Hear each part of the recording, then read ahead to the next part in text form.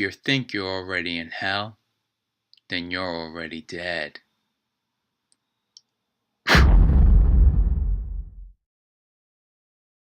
Hey guys, this is P.M.R.Bonez88's, and it's October finally, and it's actually a special month of October that I'll be talking about all my favorite horror movies, either if it's the slasher movies or monster movies or very old and retro movies during the 1930s or 40s, anything, even the sci-fi horror movies, anything. Today I will be reviewing is Hellbound Hellraiser II. So this is the second installment of the Hellraiser franchises, and this film came in 1988. That was the day I was also born, once again. And this time, director that directed this is Tony Randall. Clive Barker didn't really direct this film, but he was actually involved with all these Hellraiser movies, so he was definitely involved with the second film as well.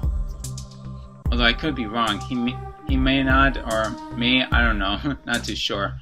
But this second film is really, it's actually good, but it's not really as better than the first film. It was actually really decent, but it was really much more horrifying and created the dark tone of this second film. Probably much more darker than the first film. It brought back the original cast back, such as Claire Higgins, who plays as Julia, and Ashley Lawrence returned to reprise her role as Kristen. Actually, Chrissy, sorry. Chrissy, Kristen, whatever. And Doug Bradley also returned to play as none other than Pinhead. So the movie actually starts out during the past, somewhere in the 1920s or 1930s, where we meet up as Captain Elliot Spencer, who he discovers and solves the puzzle box, and all of a sudden all these chains of hooks gets him to the other world, which is known as his own hell, and all of a sudden he transforms and turns into the none other than lead Cenobite Pinhead. And back in the present time, we see is Chrissy back in the psychiatric hospital, where she sees is the detective that talks to her and explains of what really happened during that night, at the house. Chrissy tries to explain to the detective that these Cenobites, the demons, were after her and killed her whole family, killed her dad. And the detective, he didn't really believe her story, and he thought that she was crazy.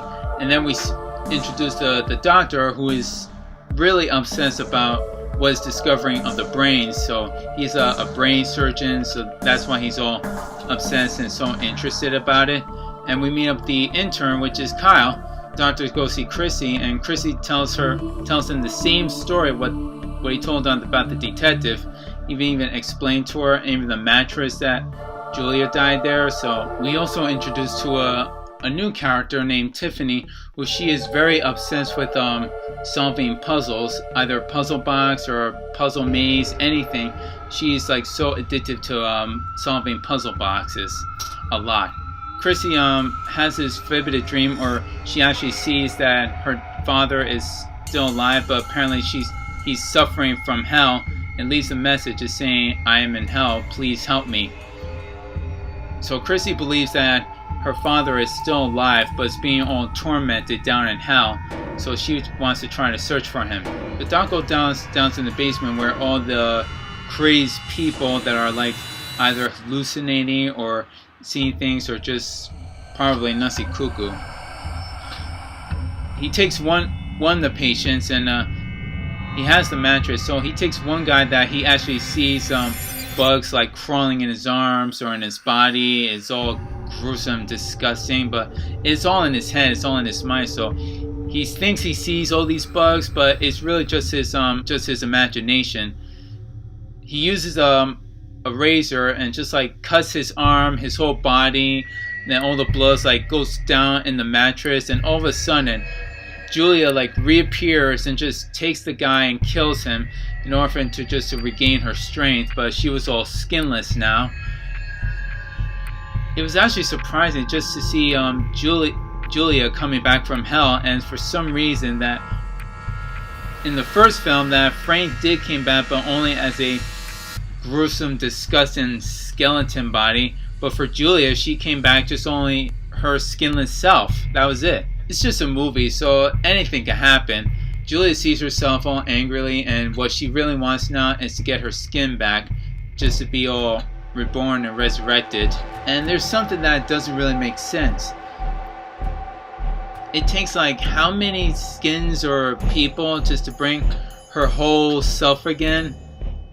They somehow cheated, because in the first film, Frank took his brother's skin and just like ripped him apart. He disguised himself as Chrissy's father. But in the second film, it took Julia like 20 or approximately 30 people just to get her skin back in. That was like cheating and messing up the movie and the elements of the scary and the horror sides of it. They actually cheated on that one. Chrissy and Kyle decide to go into the dog's house, and she wants to try to find her father, but it reappears that Julia like sneaks behind Kyle, somehow kills her, like just to make her whole again, make her back to her whole skin self again. And also that Chrissy like sees Julia all back, she's back from hell, just like slaps her down to the ground, and Dot catches Tiffany. She's the only one that can only solve the puzzle, so she solves the puzzle box, and all of a sudden the Cenobites like come out and re-enter, getting ready to kill her, but then Pinhead stops them. And Pinhead says, and he quoted, that it is not hands who call, it is desire. So which means, in other words, Tiffany wasn't the one who called them. The desire was Doc and Julia, that they're the ones who called Pinhead and the Cenobites. So they go back down to hell, they go down to their world, and Tiffany follows them. And by the time Chrissy woke up, she realized now hell is like now broken loose again. The box has been opened, and she goes in and tries to find her father. Where we see on the set, the whole set of what hell might look like, or if what your hell is going to be like, it sees that it's a nightmarish dream, like you see all the world. And my most favorite part of the scene is where Tiffany goes into some sort of a weird, scary looking carnival, and we see the clown like juggling his own eyeballs, and he starts tearing in blood.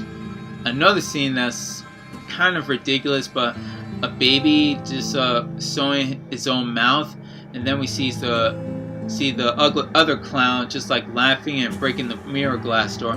That was pretty super effective. And afterwards, Tiffany like goes out somewhere, and what she sees discovers something that she's reaching out and just like trying to grab it. Chrissy continues on searching for her father, and somehow she winds up into somebody's house, which was her house, sees the picture of her mother, and then all of a sudden it changes to Julia, and everything like goes all crazy. The blood, the bugs like come out of the room, come out of the wall, and the pictures, everything was going all hell.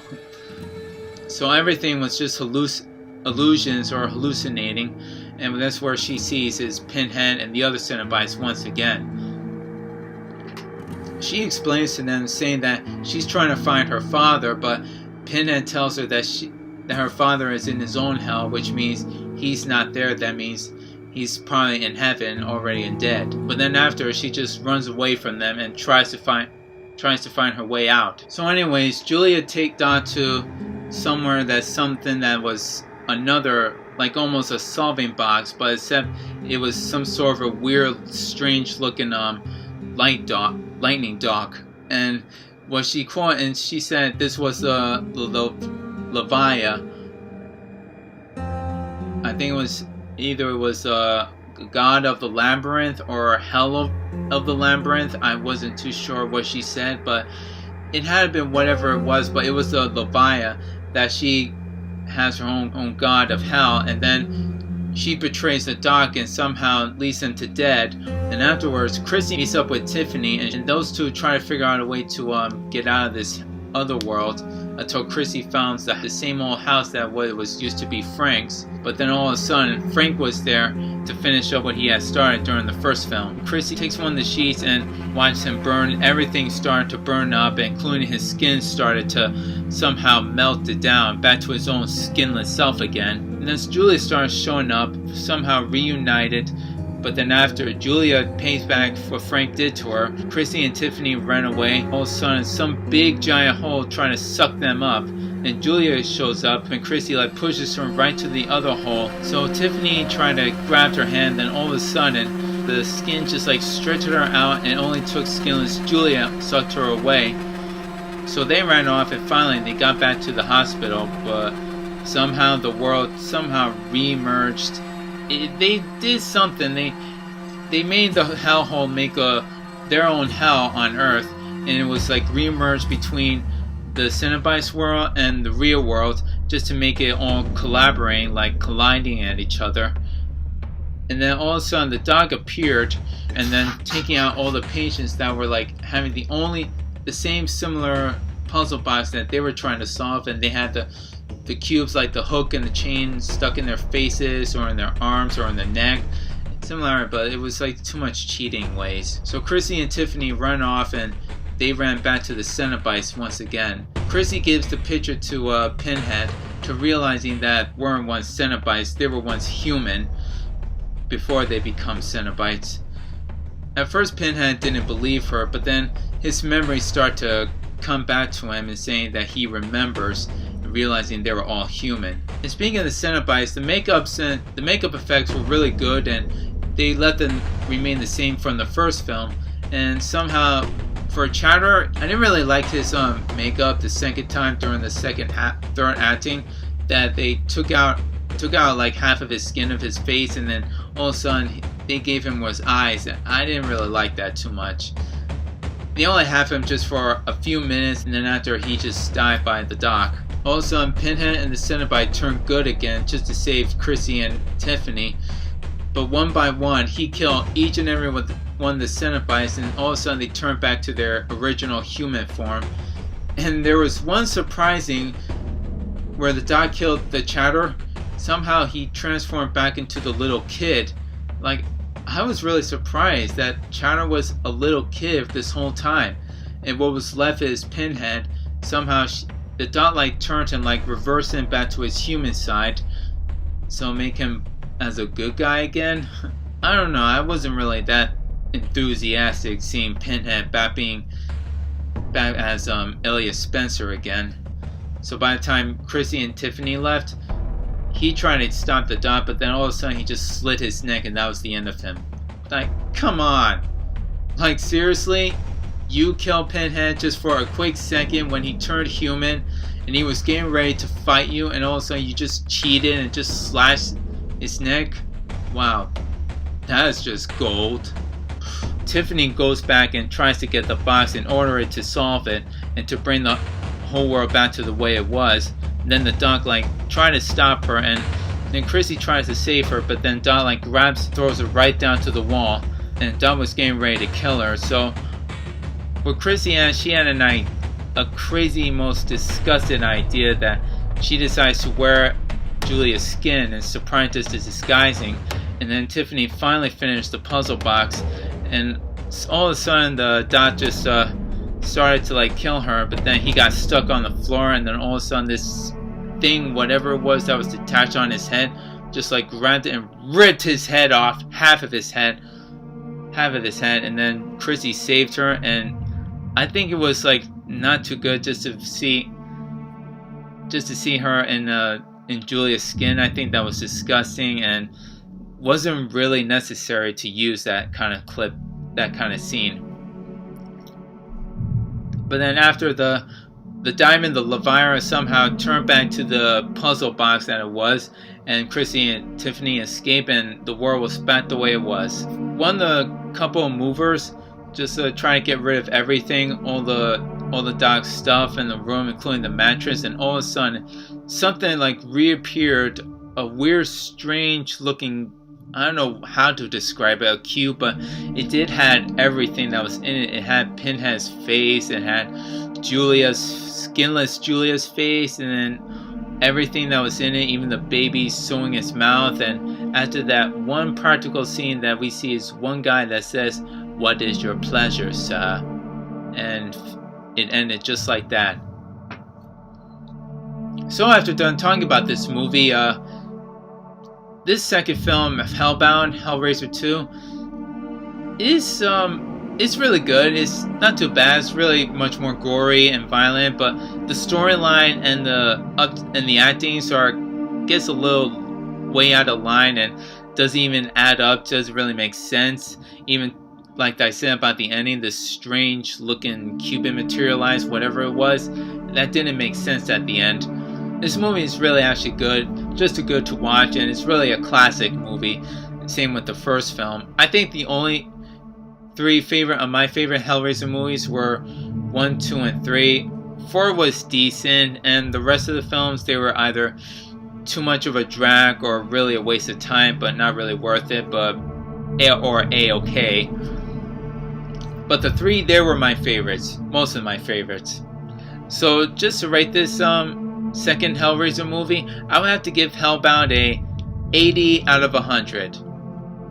Only just to say that it's not as better than the first film, but it's really a classic, and it's really enjoying just to see when you're home alone, or you rather just like hang out with your friends, watch it if you're too scary or don't have the stomach to see it. But it was worth it. It's definitely a classic. And I own this movie on Blu-ray and DVD. And this is P.M.R.Bonez88 signing off, and saying is, peace!